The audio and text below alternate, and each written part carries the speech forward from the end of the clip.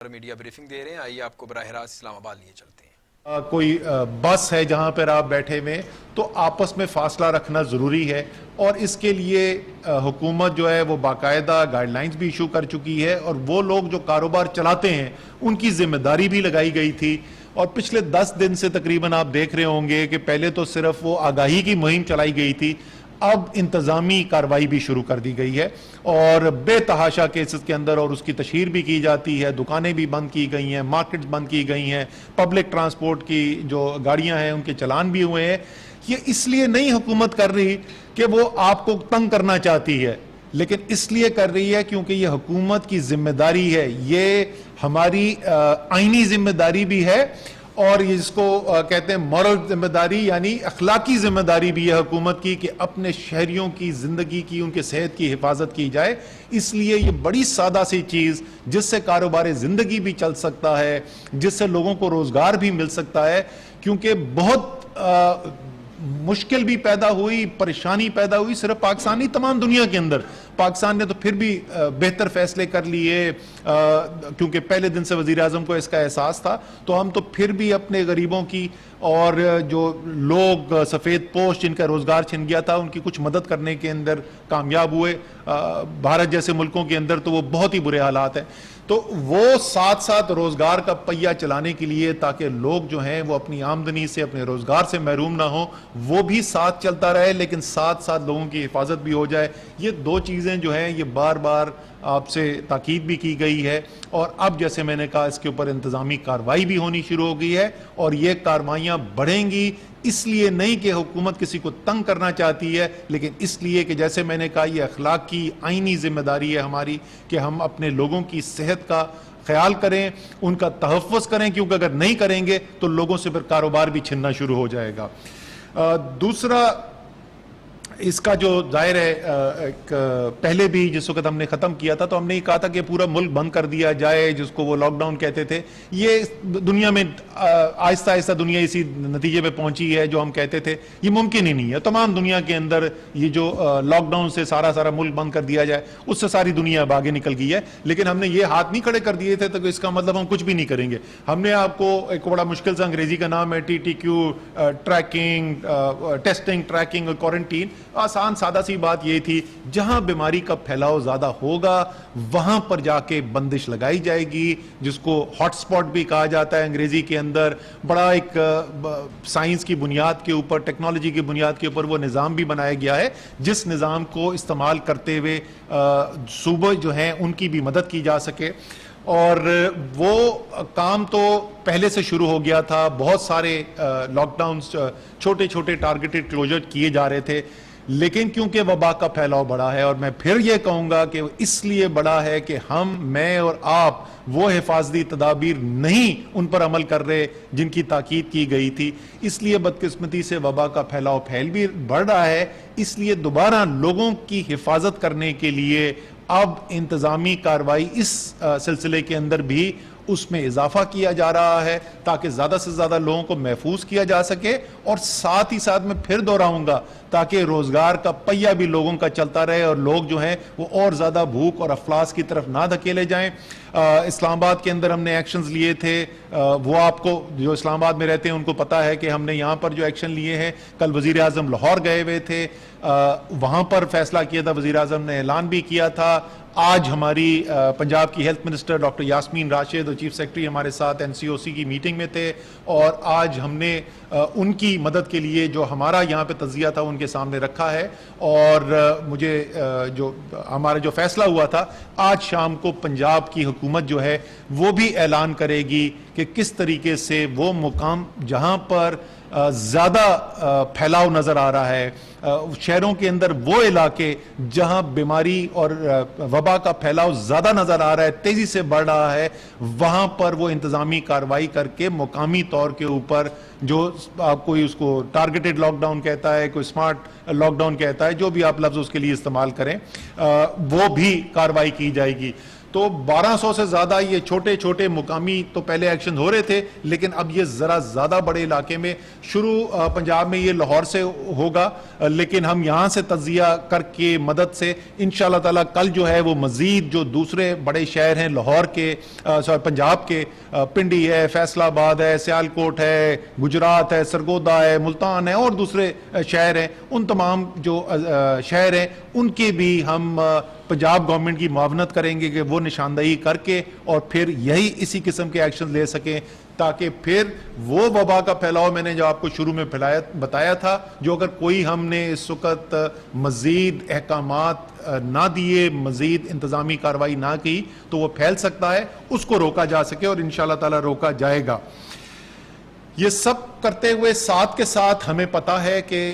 ہم وبا کا پھیلاؤ کو اگر کم بھی کر دیں گے، اور یہ دنیا نے دیکھا ہے، آج کل اگر آپ بھارت کی طرف دیکھیں، نظر دوڑائیں تو وہاں پہ انہوں نے بڑا ایک سخت جو ہے وہ لاک ڈاؤن سارا ملک بند کر دیا اور بڑے عجیب و غریب طریقے سے کیا، کچھ گھنٹوں کے نوٹس پہ، اور لاکھوں لوگ جو ہیں وہ بالکل سڑکوں پر آ گئے اور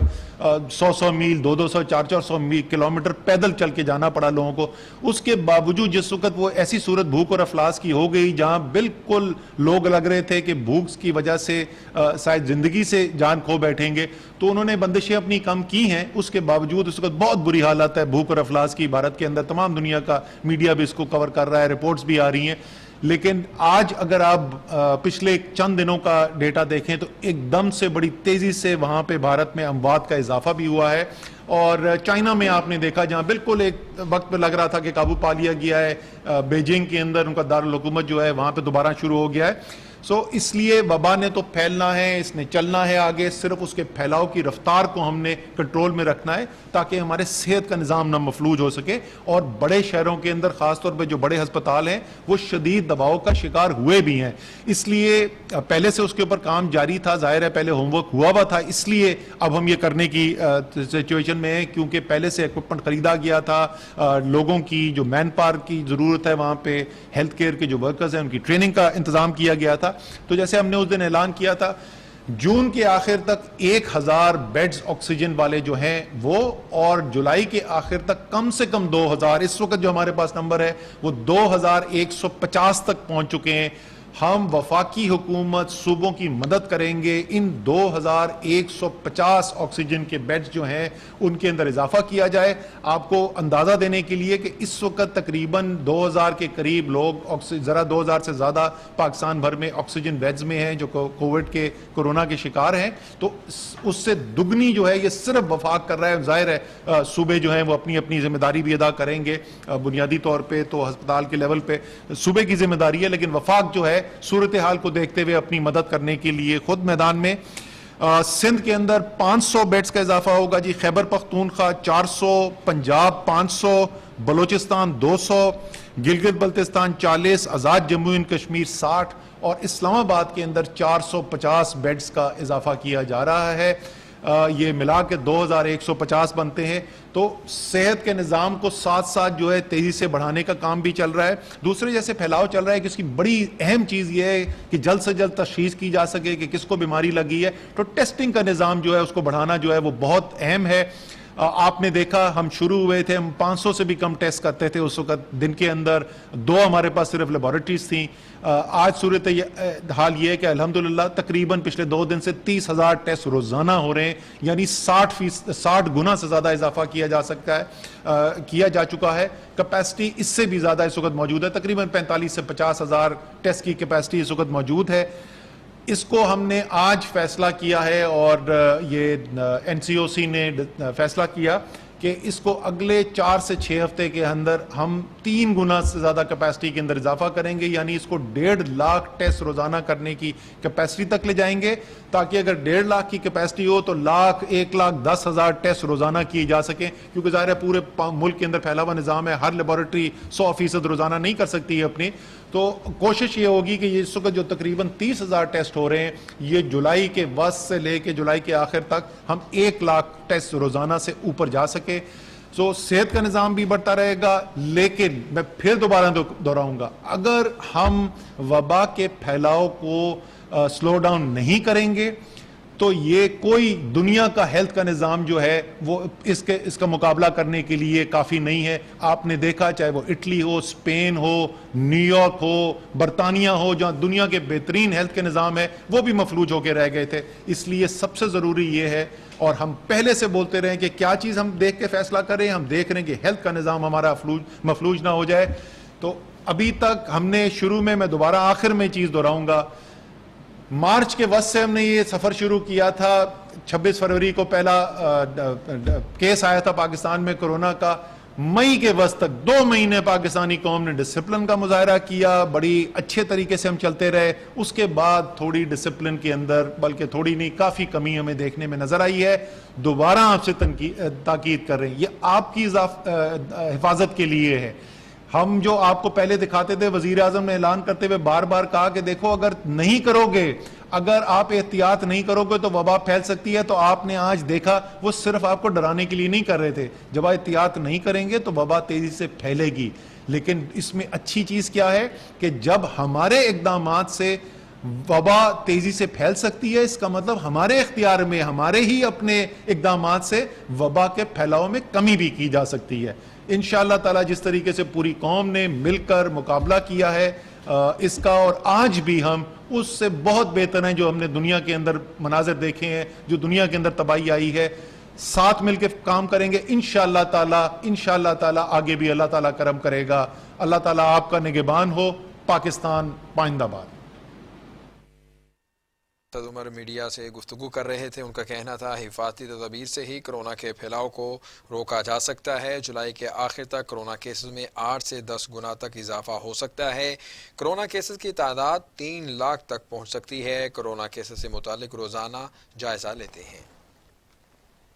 وفاقی وزیر اسد عمر کی میڈیا بریفنگ. انہوں نے کہا کہ حفاظتی تدابیر سے ہی کرونا کے خلاف پھیلاؤ کو روکا جا سکتا ہے. جولائی کے آخر تک کرونا کیسز میں 8 سے 10 گنا تک اضافہ ہو سکتا ہے. کرونا کیسز کی تعداد 3 لاکھ تک پہنچ سکتی ہے. کرونا کیسز سے متعلق روزانہ جائزہ لیتے ہیں.